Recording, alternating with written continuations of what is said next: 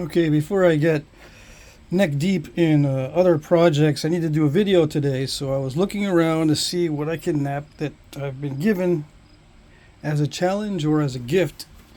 And I got this a while ago from Brian, subscriber. And yeah, I need to get this because I just had it sitting on top. So I need to get this done, right? Right. So what do I do with these bottle bottoms? This one's pretty flat, which is good. However, it does have that logo, the Clorox logo, imprinted into the surface, so it's not going to be easy to get rid of.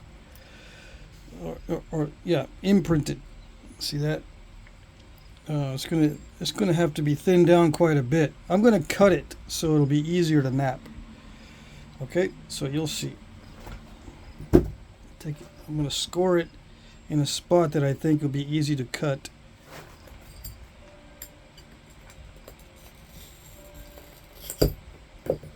And I just eyeballed it. It doesn't have to be perfect. And I'm going to see if I can snap it. Okay, not that way. There it goes. See, these are, for me, these are indispensable, these pliers. All right, so that's actually a pretty good thickness. I can probably get more than 2 arrowheads out of it by scoring a line this way to get 2 triangles. You know what I mean? I can do this. See if I can show you. I can score it right there. That way I can get 2 triangles out of it. I'm going to loose. What it'll be is something like that. Right, I'll get 2 arrowheads out of it. Right there and right there. I'll nap all of this away. Right, so I can score it here and then cut it there again and then get 2 little arrowheads, or I can nap the whole piece. This one has a crack in it, so I need to lose this anyway off of there. Yeah. So I'm going to nap this one here. I'm going to have to lose that anyway. This I'll save for later.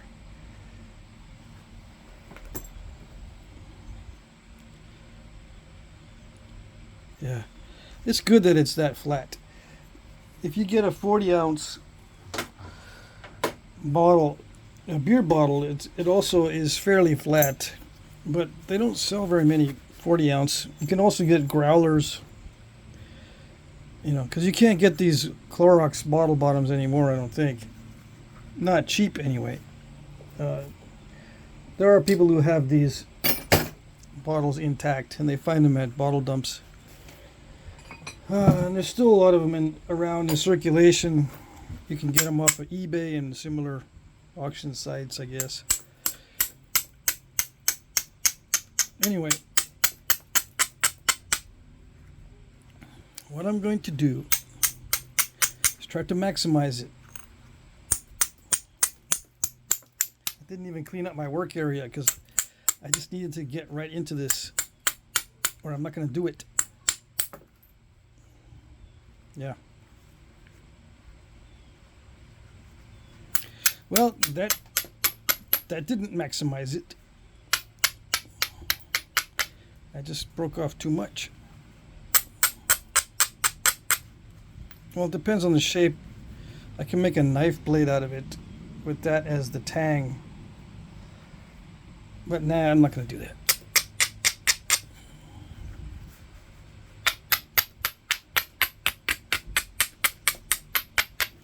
Where's that crack that I saw? Right there. I think that's it.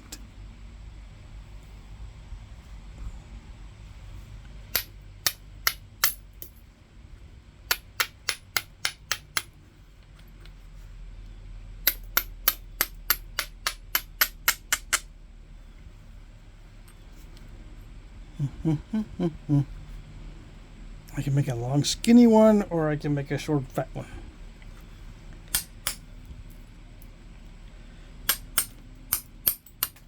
I'm gonna go for the in-betweener.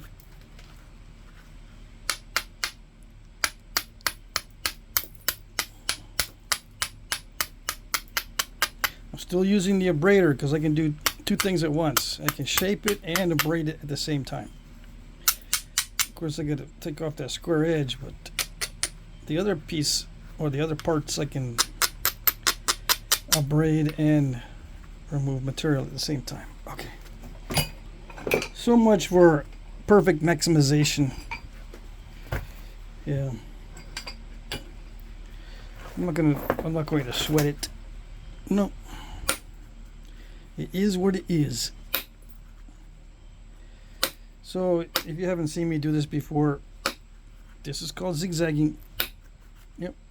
This is my preferred method of dealing with the sharp edges.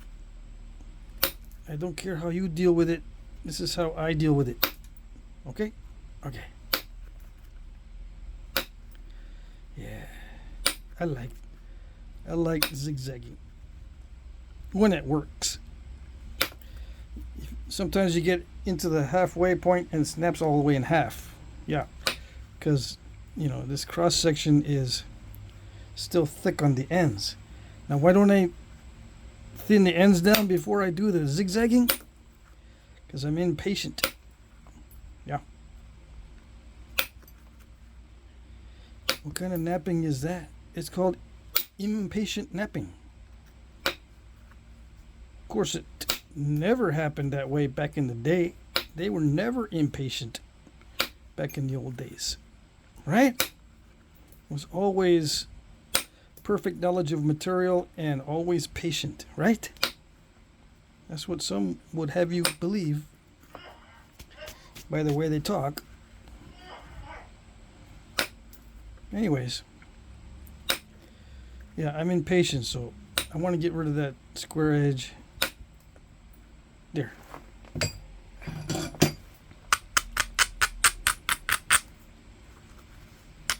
Nice. See? Much nicer. And then I'm going to get rid of the square edge on this side too. Because there's right there where I broke it and took too much off. Yep. Yeah. These old bottles are nice to nap. I can already tell. It's got some good qualities to the glass. And the color is better than modern glass. It's very amber-like. It doesn't have any green in it. Right? Modern beer glass or beer bottle glass or amber glass has a green tint to it. It's not solid. It's not pure amber or honey colored. It's got some green tint. I think it's because of the recycling of green bottles mixed in. That's what I'm thinking. I don't know. These just have a better color. These old bottles. I'm thinking. Just my opinion. The quality of the glass is about the same.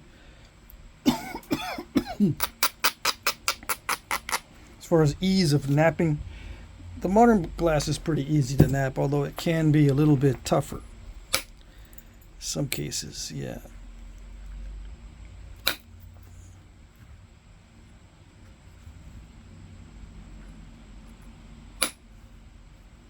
Yeah, this feels nice. But we shall see how nice it is as we go along. See how nice it is when it gets down to the nitty-gritty of thinning it. We're not even near the hard part yet. We're not even there yet. Nope. This is the easy peasy. Is this where you break it during the easy peasy? Well, make sure you nap lots of bottles to destruction before you attempt a nice fancy arrowhead. Yeah. Yeah, you gotta destroy a lot of glass in that case. To get past this part, you gotta get past the easy peasy first. or it's got to become easy peasy. Excuse me. It's got to become easy peasy for you at this stage, because if it isn't, every other stage is going to be misery. Yeah.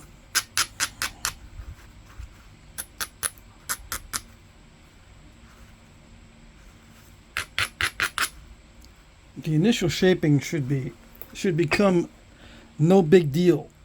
Yeah. Just letting you know. I know you already know, but I'm just letting you know. Someone needs to hear it.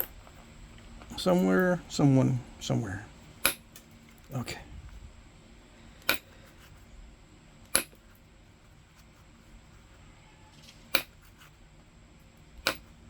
Now I'm starting to get a little bit more refined with the shaping. Let's see. I need to abrade the edges a little bit better. Pay more attention to what I'm doing. I'm always paying attention to how not to break it, but now I'm paying more attention to how the flakes actually look. Yeah, you always have to pay attention to the not breaking aspect. But you don't have to pay attention to the looks of the flakes until later. Like, you can have step fractures and stuff, and it's not that big of a deal in the beginning. But as you get closer and closer to the final finished product, everything has to be more and more clean looking.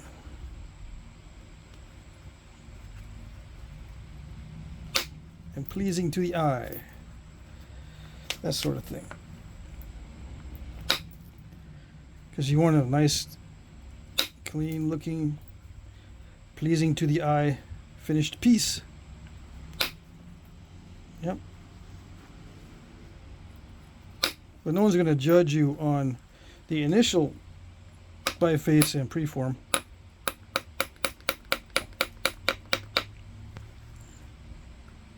Unless they're not playing with a full deck, then they'll make fun of you.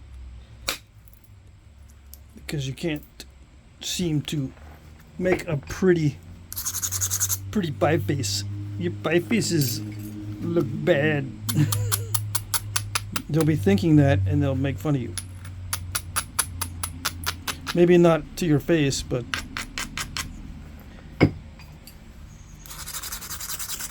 they'll get you somehow.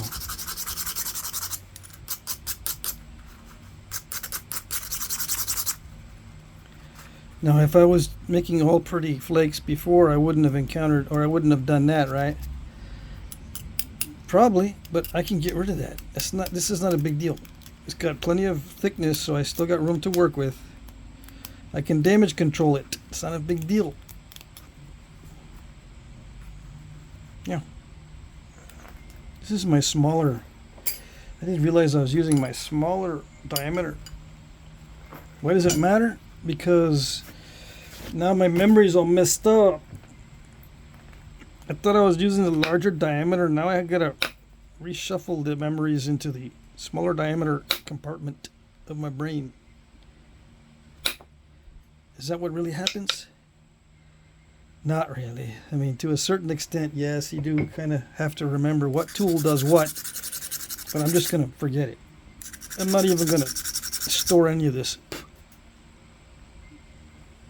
No. Okay. Let's just see if I can get this done without snapping it. Such pretty glass. Yeah. I took the glove off because it's getting to the point where I need the feedback from the glass, and I can't feel what's going on with the glove on. Not as much. What do I need to feel? I need to get a feel for the contour and how much force I need to remove flakes. It's harder to figure out how much force I'm using when I have the glove on, because the glove absorbs a lot of energy. But if I can feel and get used to the amount of force, it's a good thing because then I'm less likely to break it in half if I know my limits on the force, or I know what is working, so I can limit the actual amount of force I'm using.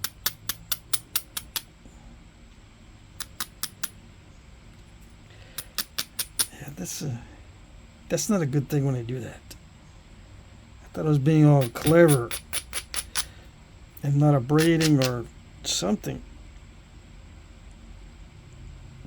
There's there's lumps from the original bottle imprint, but it's not too bad.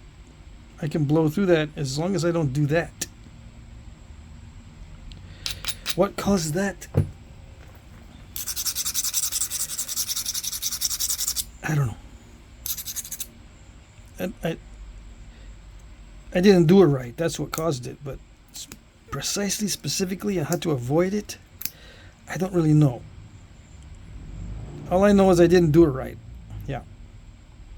But I got it out of there. That's the first step. If you can clean it out, you can see what you got, then work around it so I don't attack that step fracture head on. I attack it from the sides and minimize it, and then I can do a head on. If that's the way it works out. Sometimes I can just blow it away with a good strike. But we'll see.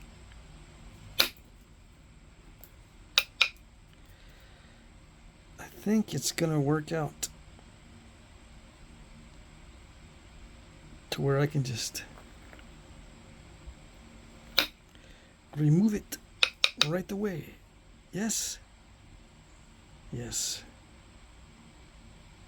Yeah. That flake was right there.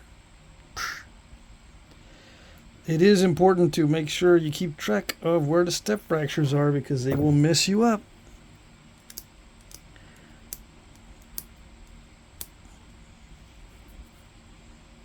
This glass scratches easily. Can you see? No, never mind. But with the file, it's not that good of an idea to pick this stuff off with the file. I just have it handy. The file will scratch the surface, and you don't want these little scratches in the surface because it looks weird. All right.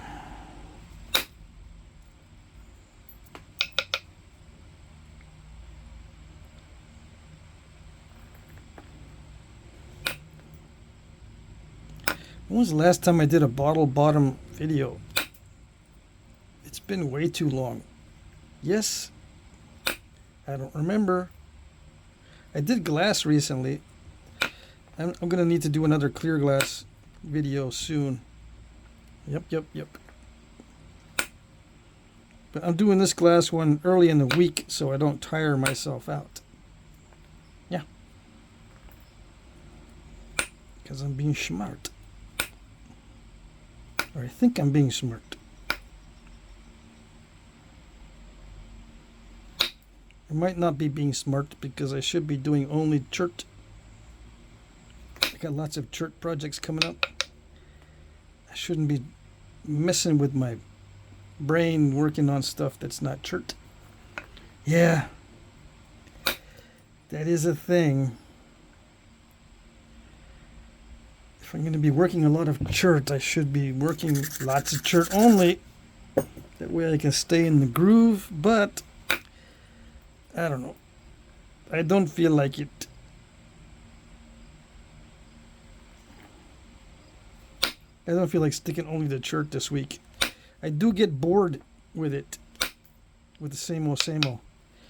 Yes, I do. If I have to do it every day. Which I do. I have to do at least a little bit of something. Even if it's just preparing materials. I got to do something Flintknap related every day. And preparing materials means getting it into a box, put the box on top of everything. Don't bury the box under other stuff that I need to be doing. You know, just stack the boxes in a priority that's manageable. Doing that is good enough because it saves me the aggravation later of what to do. What am I going to do now? What do I do now? It saves me the aggravation of getting prepared. It doesn't really help to get it done. Yeah, that's a whole different section of the brain. Getting it done is a whole different section than getting prepared to do it. Yeah. I can prepare to do things all the time. I'm very motivated to prepare to do things. Yep. It's just doing them. I had to go through a little rigmarole in my brain. All right, I'm gonna do this. But am I awake enough? Am I feeling like I can do it without ruining it? Because if I go into it thinking that I'm gonna ruin it, because I'm either too tired or my stomach's upset or the weather is not cooperating or I've got a sinus headache, if something's off, I have to make a decision. Do I want to take the risk and work while I'm having some sort of issue? Even a small issue can throw off the nuance of Flintknapping well compared to Flintknapping okay. I want to be able to Flintknap well in many cases. Some cases it doesn't matter, and then if that's the case, I can attack the let's go do it resistance head on and just do it, because it doesn't really matter how I feel. But if it's a really complicated or difficult project, yeah, I got to go through that rigmarole in my brain. Am I ready? Everything's set up. I'm prepared to do it. I got the tools. I sharpened everything up. As an example, weather's good. You know, I'm not having to deal with extreme heat, that sort of thing. It does affect the Flintknapping, at least with me. Everything's all set. Yeah, okay. Good. But if not, I'll put it on the back burner. Yeah. Oh, dang. Well, that solves the problem of what I think I'm going to do with it. It does that sometimes if there's a crack that I did not see. See, when I took off that big old flake, there could have been an incipient in there that weakened it, or it could have just been an oversight on my part and hit it too hard. This is the lumpy side where it had the logo, right? So I shot a flake into there. I can shoot another flake this way, but it's kind of risky because there's a little bit of a step right there. And we don't need to be careful about no stinking risks. Yeah. So we're just gonna do it.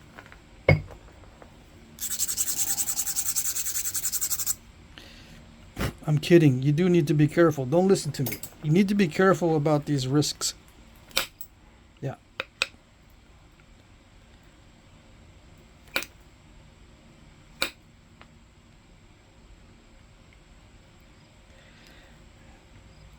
Just because sometimes I'm not careful about the risks, don't let that be a bad influence on you. Yeah. I will have to live with my risks.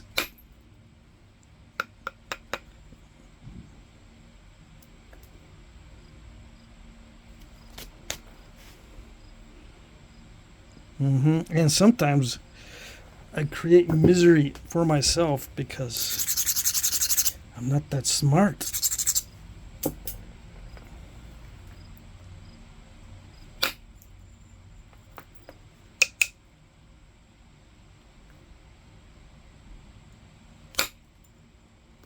Did I get it all? No, I still got a little bit left of the original logo. Just one more. Is it a 1, 2, 3? Because I took 2 flakes. Boom, boom. Now 3. Can I get rid of it with a 3? We shall see. Okay. been one of those weeks. Yeah. What a week I'm having. There's a cartoon, I don't know what it was, but he said, "What a week I'm having." Oh no, it's from The Grinch, with Jim Carrey playing the Grinch. What a week I'm having. Yeah, it's been one of those weeks. Yeah.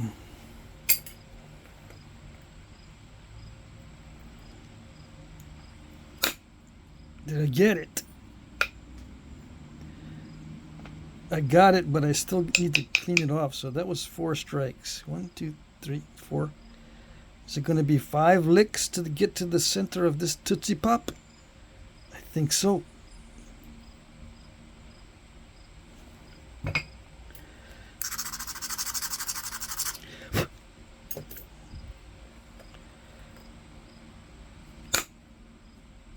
Ooh, that just barely got in there. Did it do it? It did it enough so that I can't see. If there is any original surface, I cannot tell. Yeah. I think that did it. No cracks around the edges. All the original surface is napped off. All I have now is just pure recent flakes. Yeah. That's it. Alright, so that's the end of that stage where you remove the entire surface of the bottle, the original bottle. Now it's just a matter of pretending it's a piece of rock. Yeah, it's no longer a bottle. It's just a piece of glass that you're going to pretend is a piece of rock. Alright.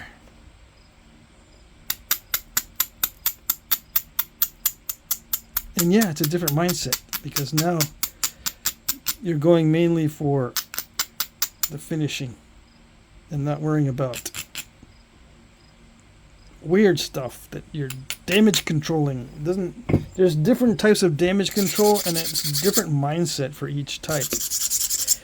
The one type of damage control is eliminating the original surface. It's very similar to eliminating a cortex and stuff from a rock. Once that's done, the mind change. You have to change over a little bit to figuring out what needs to be attacked next. And I got to thin them down this place first, and then I'll damage control the surface later if it looks too flakery or whatever. I got to thin down the ends, make sure that's done. Regularize the outside so I know what the edge looks like, because right now I know it's lumpy in some spots, but it doesn't really help to know it's got a lump. It's easier to see what you've got if you make it straight and regular, so then you can see your pathways going in if you need to take a flake going inward. If that makes sense. I don't know. Okay.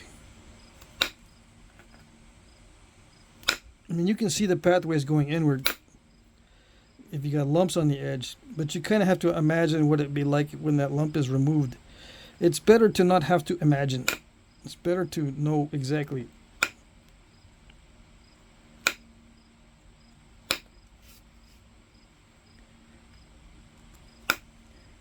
And I'm just doing this at random, whichever seems to be a good opportunity. I'm just doing it at random. And for some people, it's very confusing because I'm doing it with the handicap of ADHD. So I'll tend to knock off a flake somewhere that's bugging me somewhere else. It doesn't pertain to the main issue that I'm trying to get rid of. I think that's the ADHD that gets me distracted to do other things. The main issue is to damage control the surface and make sure it's not too flakery, and thin down the ends at the same time. But once in a while I'll take a little detour. What did I do? I stepped it. After a while, I'll take a little detour.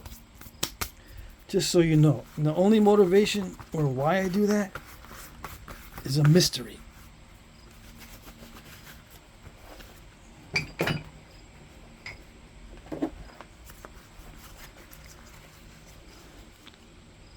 Let's see, does it?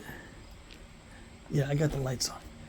The sunlight is out, so it's hard for me to see if I've got the shop light on or not. Let's see. Hold on.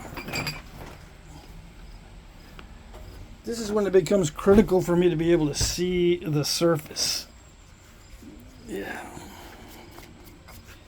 Believe it or not, if there's too much light, I cannot see what's going on. Yeah, I think I messed that up. Yeah. With a step fracture earlier. Or I didn't see, and I made the step fracture worse. I think it's time for me to pressure flake the edge. See what I got.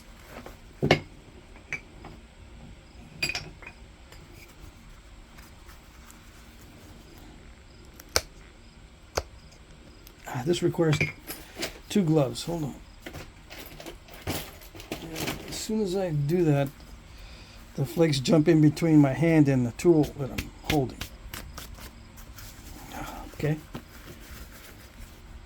They still jump in between, but if I get a glove on, it's not going to make a mess. I'm not going to be leaking everywhere.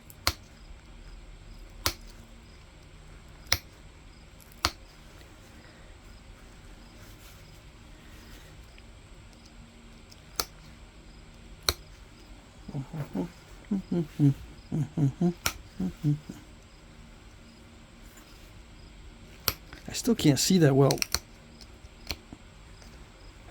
I get a feeling that the video is getting some blurriness.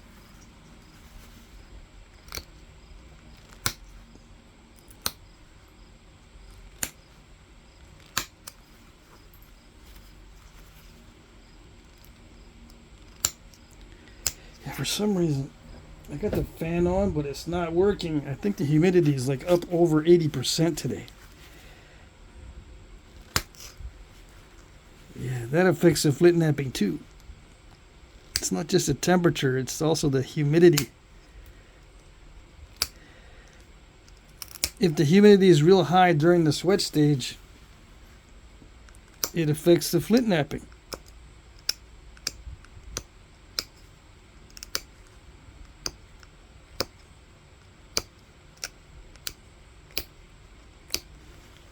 Every little thing, or just little things, can interfere to the extent that you're not going to produce a good result.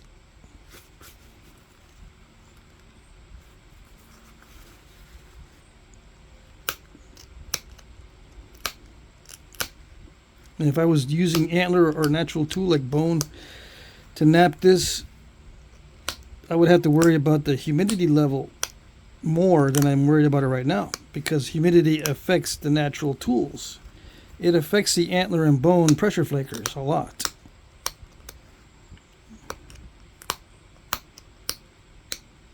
So it's not just discomfort. If you're a natural tool napper, you know what I'm talking about when it comes to humidity and the tool tips. If you don't know what I'm talking about, I want to know where you're getting your bone and antler. Yeah.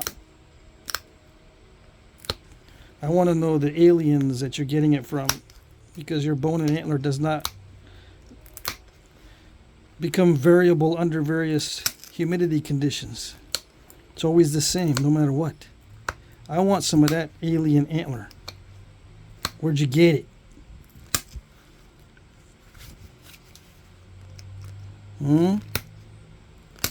You got it when you were abducted? Yeah, that's what I thought. I knew it. I want to get abducted.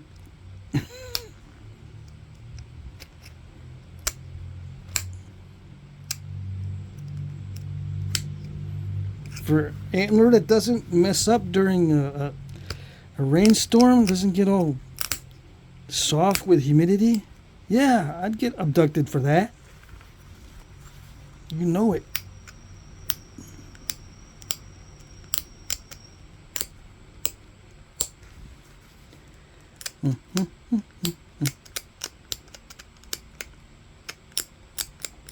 I'm thinking I should be more serious for some of my videos coming up.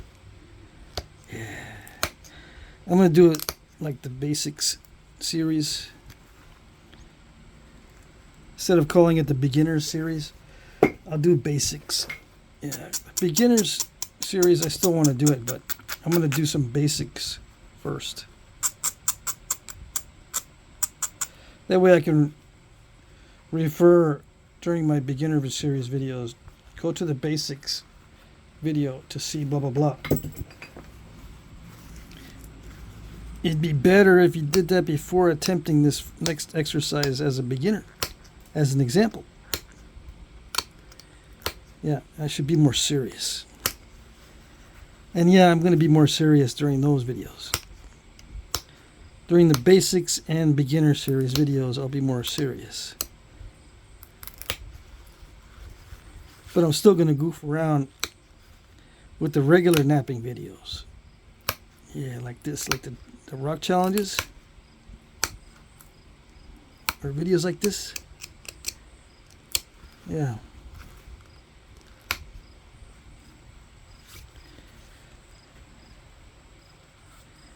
Goofing around, making a fool out of myself.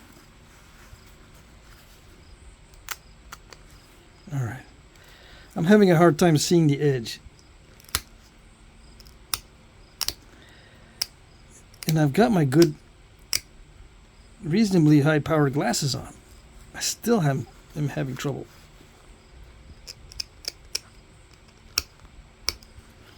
Man. See, even looking through the viewfinder, I can't see. How did I take care of this before? I don't remember. Usually I just move the lights closer, but for some reason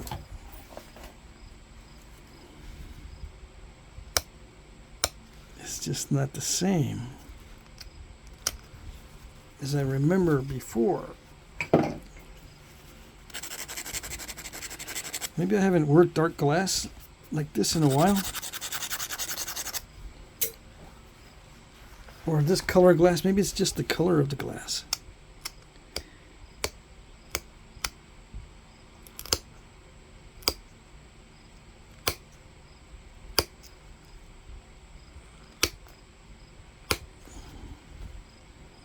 As you can see, I'm just mainly downward pressure right now, just so I can get reasonably flat surface on there.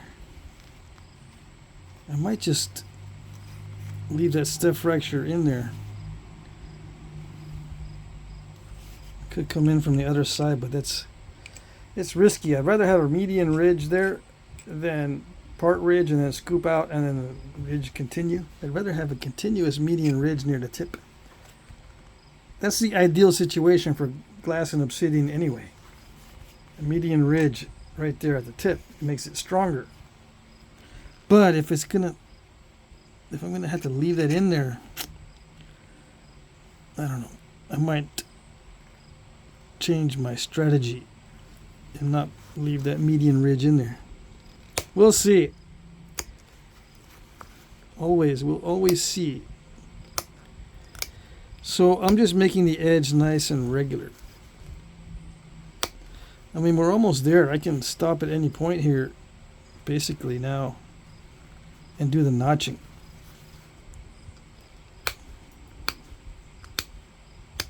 I'm just being a little bit more persnickety.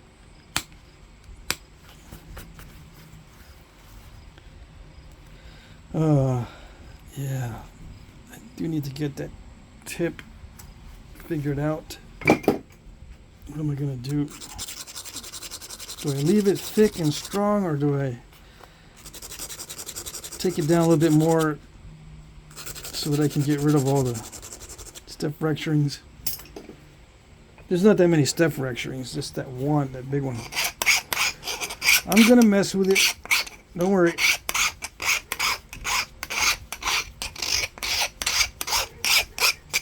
I always do anyway.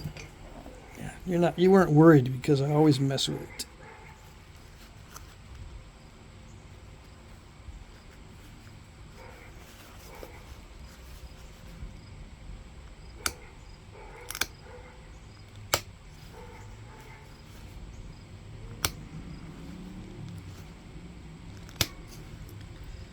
Oh, that's not going to work because I already stiff fractured it again. I scooped it out. Let's see.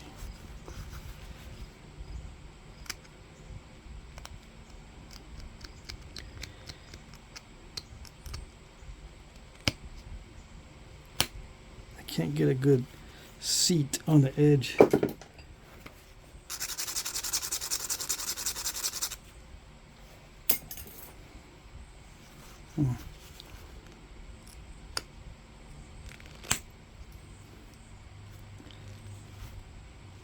You should be using copper, dude. Yeah, I know. The steel doesn't seat as well as copper.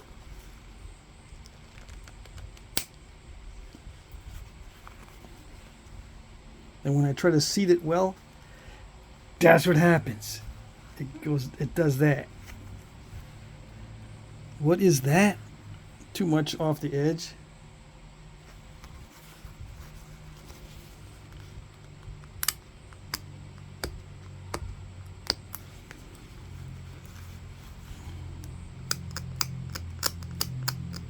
That's why 4 out of 5 dentists prefer copper for those who chew copper. Yeah. That's not the way it goes? No. It seems like it should.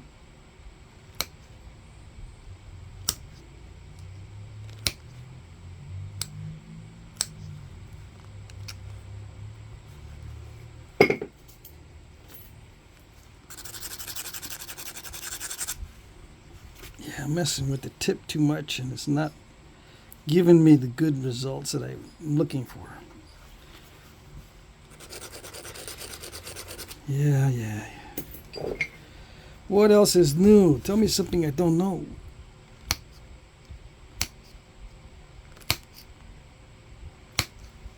Tell me something I didn't know was going to happen.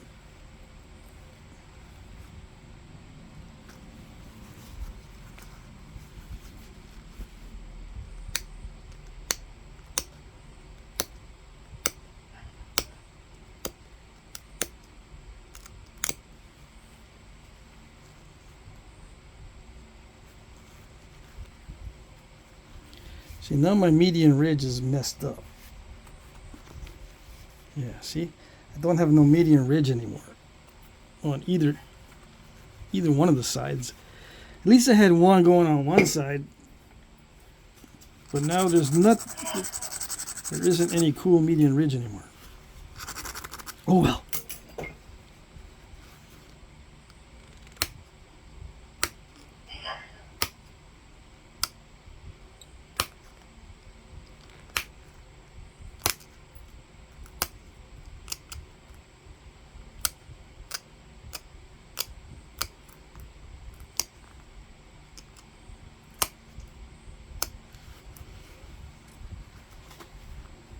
Yeah.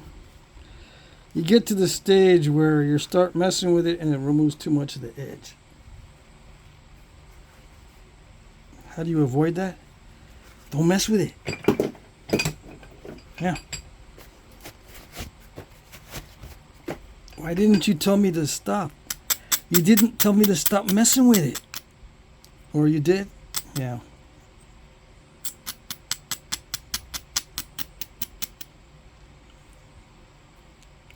Supposed to maximize it. What am I doing? Well, I'm trying to maximize its good looks, but it's not working. Story of my life. Let's see. All right, we're going to percussionize it a little bit.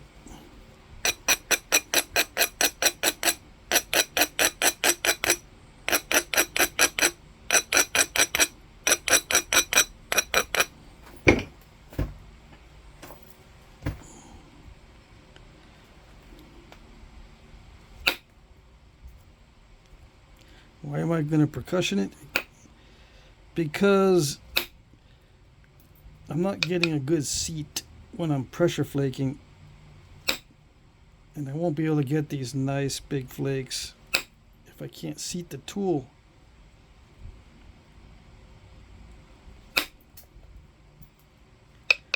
And I don't have a copper pressure flaker handy.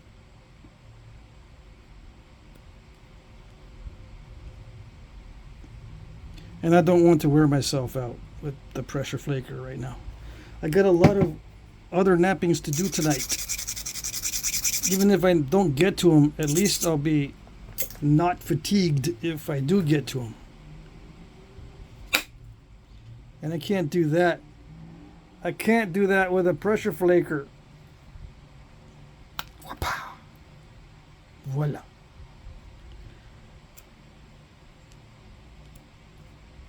Yeah, see? It used to be flakery right there. Now, it's much nicer. And the flake behaved. See that? It almost went to the overshot, but it didn't. It behaved. It's lucky when it behaves, just like children. If they're behaving, count yourself lucky. Yeah.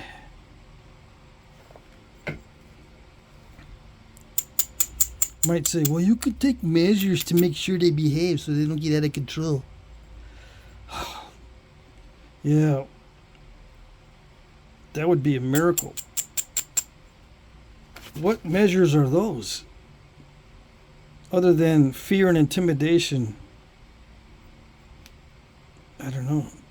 I don't think it's good. I don't think that's a good strategy. Intimidation maybe, but fear? Alright, let's see.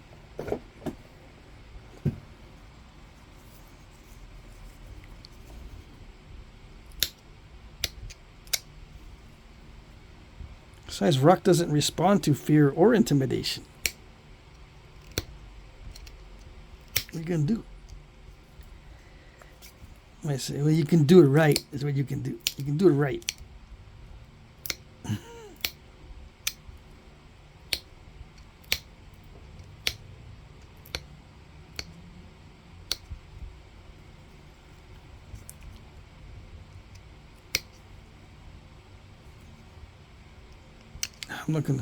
I'm not gonna worry too much about this. So I'm done with the edge work. Yeah. Yeah, that's it. Such a pretty material. Yeah. Okay, so what am I gonna make? Something easy peasy.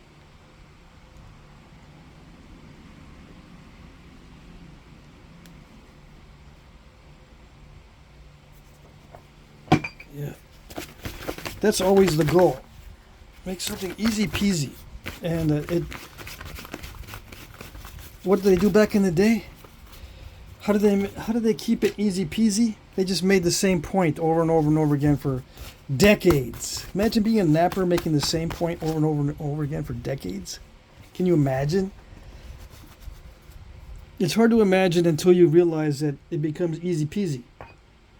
Then you go, you know what? That's not too dumb. That's pretty smart. Same point every single time. Over and over and over again. It becomes a no-brainer. That's the kind of napping I like. I don't know about you. I like the no-brainer napping.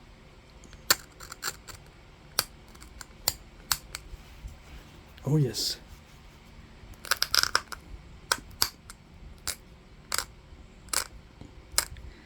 Some of you might be thinking, well, you better explain the notching because that's what kills me. And I'm gonna say, it kills me too, especially if I have to explain it. So you're not getting it. You're not getting no explanation because it messes me up when I explain it. Yeah, so there. We're in the same boat, so take it easy. Take it easy. I think this is always easy. Sometimes it is, but sometimes it isn't.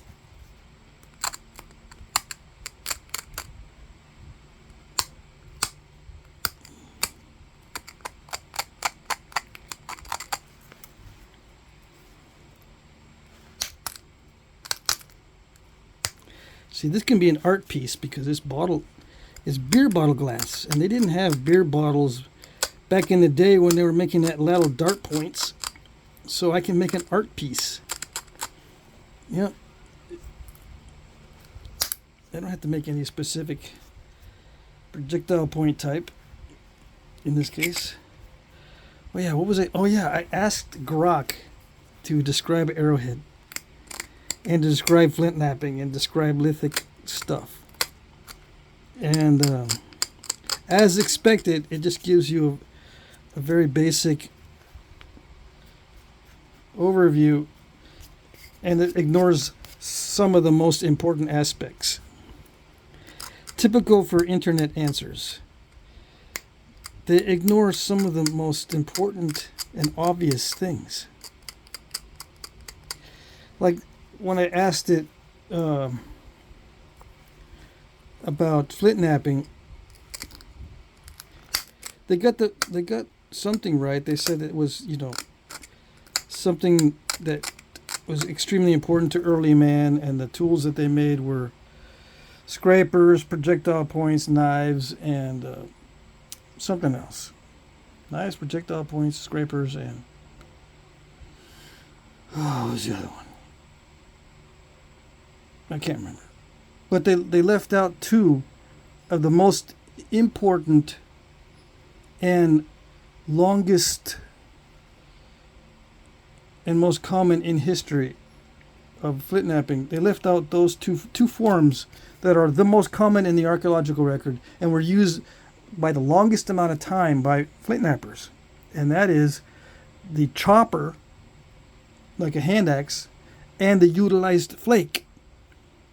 In the description of Flintknapping and the importance of the tools, they left out the most important, long-lived, as far as in terms of time, the most important, long-lived, and most frequently encountered artifacts, the choppers and the utilized flakes.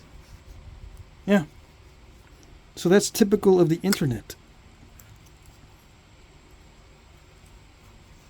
I'm finding it's typical of the internet that they leave out the most important things.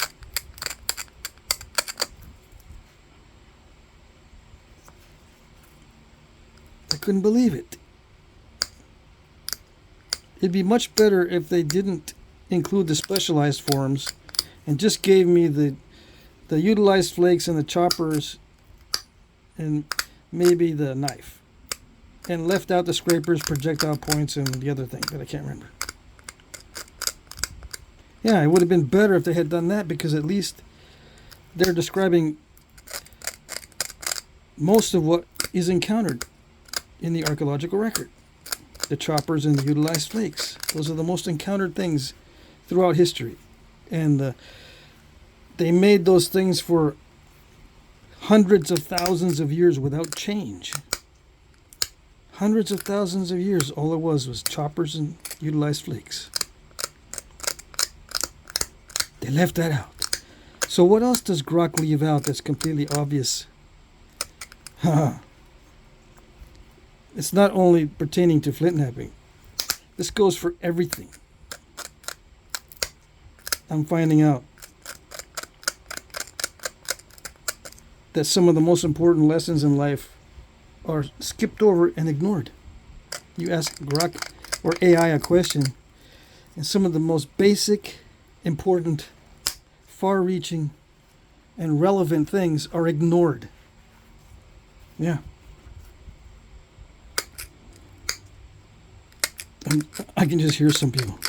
Yeah, man, just talk about Flintknapping. We don't want to hear any of that. We like Grok. We like when Grok doesn't go over the most important things. Just shut up.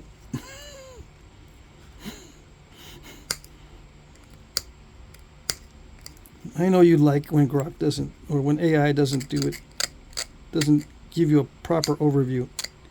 Because you just want to hear the interesting stuff. Yeah, I know. In Flintknapping, you just want to hear about the specialized forms because they're the interesting ones. You don't want to know that for hundreds and hundreds of thousands of years, the most important tools were the utilized flakes. You don't want to hear that. It's not interesting. I know, I get it.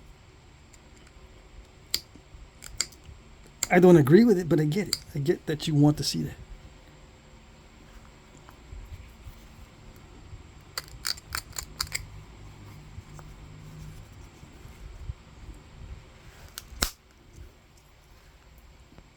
I went silent because I couldn't mess that up. I had to push really hard on that. I wanted a nice pop out. I didn't want it to take off a barb, so I had to be very careful that I split the difference there. When I pressure flake, I can't go too far upward or too far that way because it'll take off an ear or a barb. Right? Right. But you knew that, right? I try to go over the obvious things sometimes. But I'm guilty of omitting the obvious in my Flintknapping explanations. Oh yeah. I try to catch it. I don't always catch it. I don't always catch them. I'm ignoring the obvious. Okay.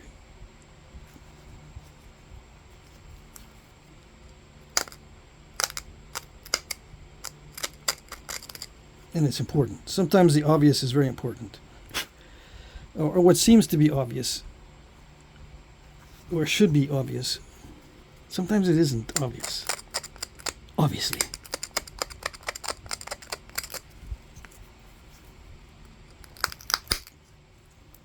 Yeah, nice pop outs.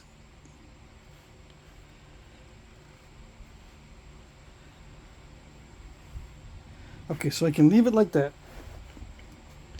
Which I think I will because it's already almost an hour and I really need to go back inside. I'll leave it like that, but before I go, I will see what it looks like in a haft. Yeah, almost perfect. Yeah. Where's the other one that doesn't have such a deep notch? Or this is the one that, yeah, this is the one that doesn't have such a deep notch. The other one does have a deeper. This one here. So yeah, I'd mount it to this one. Can you see? No? The video quality is not that good, huh? How about this one? Yeah, this is a little bit too small. So this is in that little dart point. Yeah. How about for a little knife? Oh yeah. See, this is the way I would make a little knife.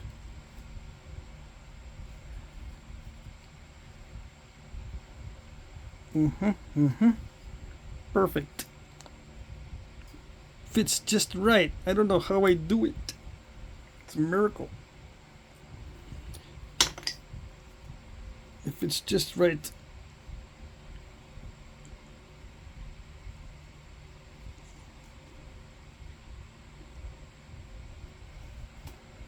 Okay. That's good. So out of half of it I made this much. That's how much I lost, right? Because the other half was about this size. I tried to maximize it. Yeah, I'd give myself like a C or maybe a B minus in preserving and maximizing it. Yeah. Average. Yeah. Okay. I said B minus because it makes me feel better. Yeah. I do like the material a lot. Yeah. I need to get a good thumbnail. Yeah. All right. There you go. That's it.